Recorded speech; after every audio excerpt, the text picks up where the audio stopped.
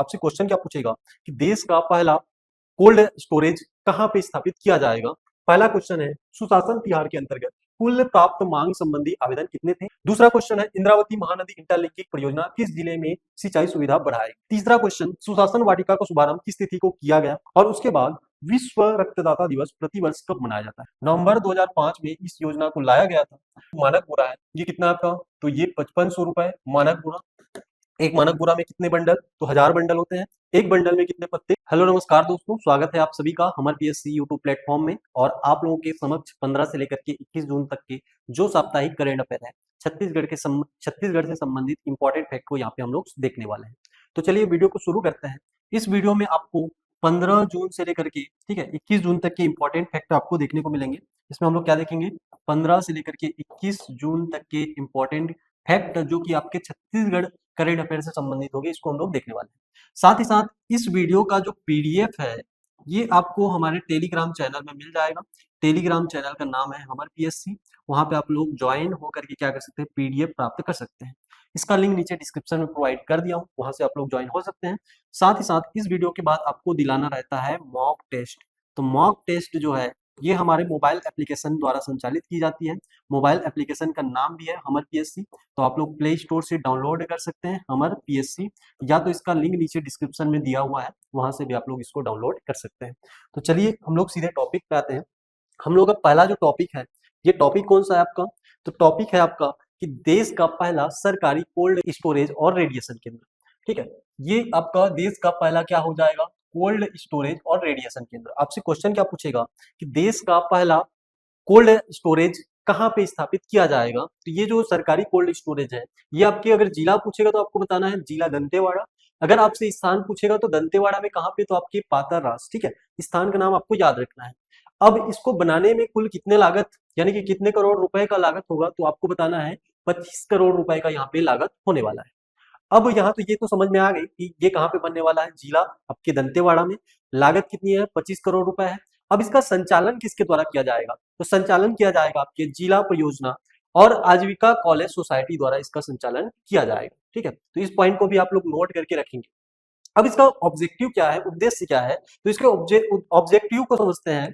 पूरे देश में सरकारी स्तर पर बनने वाला यह एक ऐसी पहली सुविधा है जिसके तहत जंगल और खेत की उपज, अब जंगल या खेत में आपको क्या क्या मिलेंगे, तो आपको मिलेगा इमली, महुआ। ठीक है, ये क्या है आपका महुआ है, ये महुआ। उसके बाद मोटा अनाज और जंगली आम, ये सब आपको क्या मिलेंगे, तो यहाँ पे जंगली उपज मिलने वाले हैं। अब इनको स्टोरेज हम लोग अधिक समय तक नहीं रख पाते क्योंकि ये क्या हो जाते हैं, खराब हो जाते हैं। तो इसी समस्या के निवारण के लिए इनको लंबे समय तक खराब होने से बचाने के लिए, और अगर लंबे समय से ये खराब होने से बचेंगे तो इससे क्या होगा, आपके रोजगार और आत्मनिर्भरता को बढ़ावा मिलेगा। तो इसका ये मेन ऑब्जेक्टिव है। अब इसके अलावा इसमें क्या क्या सुविधाएं मिलेंगी इसको भी हम लोग देखेंगे। तो इसमें जो सुविधाएं मिलेंगी, इसमें 1500 टन का कोल्ड स्टोरेज मिलेगा। उसके बाद आपको 1000 मीट्रिक टन का फ्रोजन स्टोरेज मिलेगा और 5 मिनी कोल्ड रूम भी प्रोवाइड किए जाएंगे। इसके अलावा फलों को जल्दी ठंडा करने के लिए ब्लास्ट फ्रीजर आपको दिया जाएगा। पकने वाली चीजों के लिए अलग से इसमें चेम्बर बने होंगे। ठीक है, पकने वाली जो चीजें हैं उसके लिए क्या बने होंगे, अलग से चेम्बर यहाँ पे बने होंगे। इसके अलावा रेडिएशन मशीन मिलेगा और सामान को ढोने के लिए 3 बड़े ट्रक भी प्रोवाइड किए जाएंगे। और साथ ही साथ इसमें 70 किलो वाट का सौर ऊर्जा सिस्टम यहाँ पे आपको मिलने वाला है। इतना क्लियर। तो योजना की खासियत, इन सारे पहलुओं को हम लोग बात कर चुके हैं। इसमें आपके रोजगार और आत्मनिर्भरता को क्या मिलेगा, नया बल मिलेगा। और इससे आपके बस्तर अंचल के यानी कि बस्तर, बीजापुर, सुकमा, कोंडागांव, नारायणपुर जैसे जिलों को यहाँ पे सुविधाएं या फायदा मिलने वाला है। तो ये इसकी सुविधाएं यहाँ पे लिख दिया हूँ। इसमें आपको जो जो पॉइंट बताया हूँ वही वही पॉइंट आपको देखना है। 1500 मीट्रिक टन का कोल्ड स्टोरेज, 1000 मीट्रिक टन का frozen storage, 5 mini cold room और फलों को जल्दी ठंडा करने के लिए ब्लास्ट फ्रीजर। उसके बाद जो पकने वाली जो फलें हैं उनके लिए अलग से क्या बना होगा, चेम्बर बना होगा। रेडिएशन मशीन यहाँ पे मिलेगा और सामान को ढोने के लिए, ठीक है, यहाँ पे सामान को ढोने के लिए आपको 3 बड़े ट्रक दिए जाएंगे। कितने बड़े ट्रक दिए जाएंगे, 3 बड़े ट्रक दिए जाएंगे और 70 किलो वाट का सौर ऊर्जा सिस्टम आपको प्रोवाइड किया जाएगा। इससे मेन बेनिफिट क्या मिलेगा, तो मेन बेनिफिट ये मिलेगा कि जो बस्तर अंचल जो जहाँ पे आपके जंगली उपज होते हैं, तो उन जंगली उपज का सही दाम यहाँ पे मिलेगा बस्तर अंचल के निवासियों के लिए। ठीक है, तो एक बहुत बड़ा कदम है, इसको आपको देखना है। उसके बाद बात करेंगे, आज है अंतर्राष्ट्रीय योग दिवस। तो आपसे पूछा जाएगा अंतर्राष्ट्रीय योग दिवस कब मनाया जाता है, तो आप सभी को पता है कब मनाया जाता है आपके, तो 21 जून को मनाया जाता है। कब मनाया जाता है? 21 जून को प्रतिवर्ष अंतर्राष्ट्रीय योग दिवस मनाया जाता है। लेकिन जो यह अंतर्राष्ट्रीय योग दिवस है, इसका मुख्य इवेंट विशाखापट्टनम में प्रधानमंत्री के द्वारा यहाँ पे आयोजित किया जा रहा है। वहीं पे अगर बात करेंगे हम लोग छत्तीसगढ़ में, तो छत्तीसगढ़ में आपके किसके द्वारा, तो मुख्यमंत्री द्वारा यहाँ पे आयोजित किया जाएगा। और पूरे प्रदेश वर्ष में आपके योग संगम एवं हरित योग की थीम पर आपका क्या मनाया जाएगा, अंतर्राष्ट्रीय योग दिवस मनाया जाएगा। ठीक है। अब यहाँ से एक फैक्ट आपको याद रखना है, छत्तीसगढ़ योग आयोग के अध्यक्ष कौन है, तो इसमें आपको नाम याद रखना है, इनका नाम है श्री रूप नारायण सिन्हा जी। ठीक है, ये नाम यहाँ पे आप लोग याद रखोगे और थीम भी आपको याद रखना है। चलिए आगे बढ़ते हैं। आगे हम लोग देखेंगे एक योजना को, इसका नाम है चरण पादुका योजना। ठीक है, योजना का नाम क्या है, चरण पादुका योजना है। इसका पुनः शुभारंभ किया जा रहा है, यानी कि ये योजना आपके बीजेपी सरकार में पहले से यहाँ पे संचालित थी, फिर आपकी पिछली जो सरकार है कांग्रेस सरकार ने इसे बंद कर दिया था, अब फिर से बीजेपी सरकार यहाँ पे सत्ता में है, तो फिर से यह योजना क्या किया जा रहा है, यहाँ पे शुभारंभ किया जा रहा है। तो आपको डेट पूछेगा कब इसका शुभारंभ किया जाएगा, तो आपको बताना है 21 जून 2025 को इसका शुभारंभ किया जाएगा। तो कहाँ से, तो आपके तपकरा से। ये तपकरा कौन से जिले में, तो आपके जिला हो जाएगा जसपुर। और किसके द्वारा शुभारंभ किया जाएगा, तो मुख्यमंत्री विष्णुदेव साय जी के द्वारा शुभारंभ किया जाएगा। ये जो योजना जो आपकी आई थी, ये आपके नवंबर 2005 में आई थी। ठीक है, नवंबर 2005 में इस योजना को लाया गया था। और इस योजना के अंतर्गत आपके जो तेंदुपत्ता संग्राहक जो परिवार है, उनमें से किसी एक सदस्य यानी कि पुरुष को क्या वितरण किया जाता था, चरण पादुका वितरण किया जाता था। चरण पादुका मतलब एक जोड़ी जूता प्रोवाइड किया जाता था। लेकिन इस योजना को 2008 में, कब आपके 2008 में महिलाओं के लिए भी लागू किया गया। किसके लिए, महिलाओं के लिए। और इन्हीं महिलाओं के कहने पर इसको 2013 में जो जूते मिल रहे थे उसके जगह पे क्या, तो चप्पल की मांग की गई और यहाँ पे चप्पल तब से प्रोवाइड किया जाने वाला। ठीक है, तो ये चीज आपको यहाँ पे याद रखना है। योजना पहले से ही प्रारंभ हो चुकी है, लेकिन इसको पुनः हम लोग क्या कर रहे हैं, योजना बंद हो चुकी थी तो इसको पुनः शुभारंभ कर रहे हैं। डेट, दोनों डेट आपको याद रखना है, नवंबर 2005, उसके बाद 2008 में महिलाओं के लिए, और 2013 के बाद अब तक क्या प्रोवाइड किया जाता है, तो चप्पल यहाँ पे दिया जाता है। इसके पहले जूता, एक जोड़ी जूता यहाँ पे निःशुल्क प्रोवाइड किया जाता था। तो इसका ऑब्जेक्टिव भी आपको समझ में आ गया होगा, तेंदुपत्ता संग्राहक परिवारों की महिलाओं को, ठीक है, महिलाओं को, केवल अब महिलाओं को दिया जाता है निःशुल्क क्या प्रोवाइड करना, चरण पादुका प्रदान करना, यानी कि जूते चप्पल प्रोवाइड करना। हालांकि अभी चप्पल प्रोवाइड किया जाता है। इसके लिए जो बजट में प्रावधान है, ये कितना आपके, तो 40 करोड़ रुपए का प्रावधान है।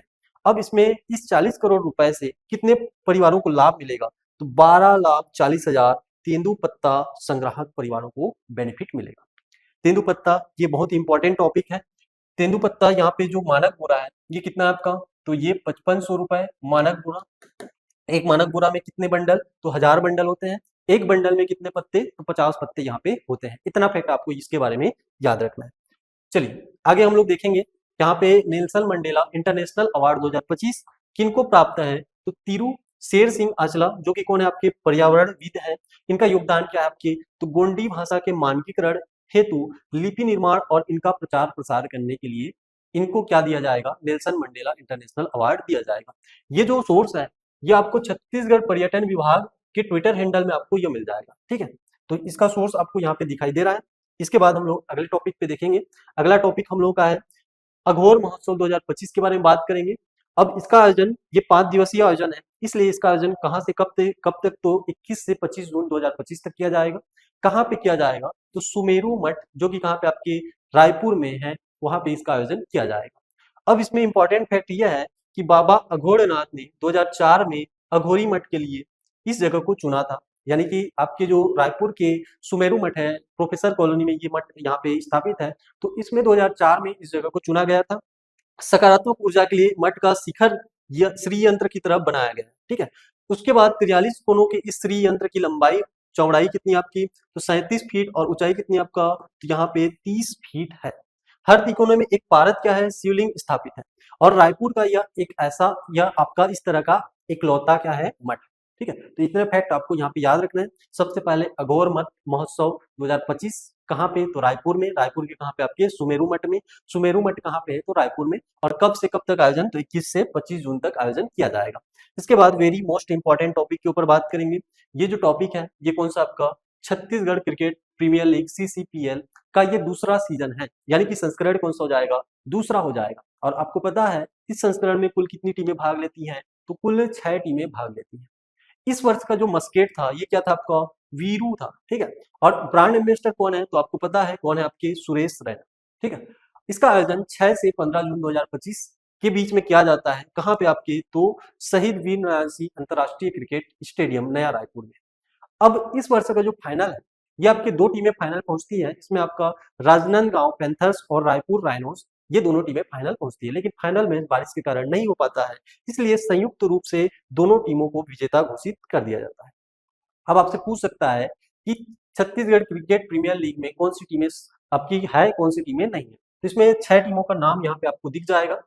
इन 6 टीमों में आपको कौन-कौन सा मिल जाएगा, तो एक टीम तो आपको मिल जाएगी बिलासपुर बुल्स, उसके बाद यहाँ पे रायगढ़ लायंस, उसके बाद आपको राजनांदगांव पैंथर्स मिल जाएगा, ठीक है। ये राजनांदगांव क्या हो जाएंगे, आपके पैंथर्स हो जाएंगे, पैंथर्स यहाँ पे लिखा हुआ है।